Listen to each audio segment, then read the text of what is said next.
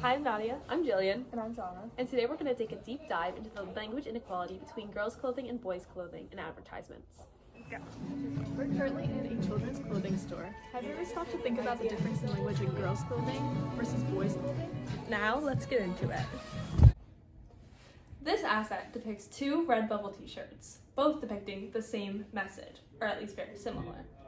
The little boy's t-shirt says, "Little boy, big ideas." This sends a message that little boys can be smart, adventurous, and ambitious. The little girl's t-shirt says, "Little girl, big heart." This sends a message that little girls should be kind, courteous, and caring, instead of ambitious and smart. While looking for other sources of advertisements where gender inequality was present in children's clothing, we stumbled upon a YouTube advertisement right here that led us to a Christian clothing website, Divine Beginnings Boutique, which is marketed towards children. In this advertisement, we see a boy wearing a shirt that says, "I can do all things through Christ," and a girl who's wearing a shirt saying, "God has big plans for me." The messages in these t-shirts are very different because the boys is clearly saying that he can choose his own destiny, while the girls is kind of promoting more submissive behavior. The language difference in this advertisement from Gap is also very evident between the advertisements targeted to girls and boys. The little girl's advertisement says "social butterfly," while the boys says "the little scholar." This perpetuates stereotypes targeting girls and boys by saying that the girls should be more socially inclined while the boys should be more academically motivated. According to the article, "Girls Try, Boys Aim High" by Kristen Hourigan, the messages that children receive strengthen the social expectations that girls are passive, emotionally expressive, empathetic, other-oriented, and inactive.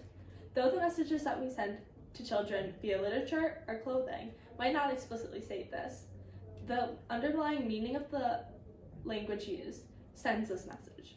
According to the article Gender Stereotypes in Clothing by Pauline Augustoni, there are clear differences that highlight the stereotypes that girls and women should be more passive, while boys should be allowed to be independent and aggressive. These stereotypes depicted in clothing portray harmful expectations for both genders that can discourage children from following their true passions.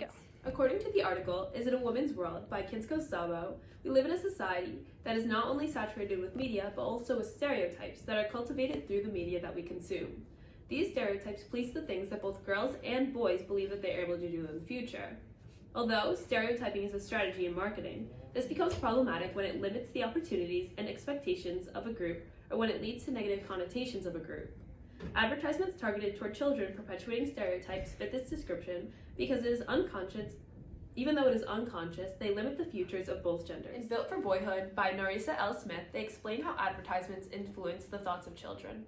They say, research shows that commercials often succeed in persuading children. The American Psychological Association reports that 50% of children can remember a toy ad 1 week later, even when the ad is shown only once during a program. Although parents and educators believe that television shows and advertisements have little effect on their children, this is proven to be untrue. Be mindful of the messages that we're sending children. Whether it's through clothing or advertisements, children soak up more than we think they do and are just like sponges.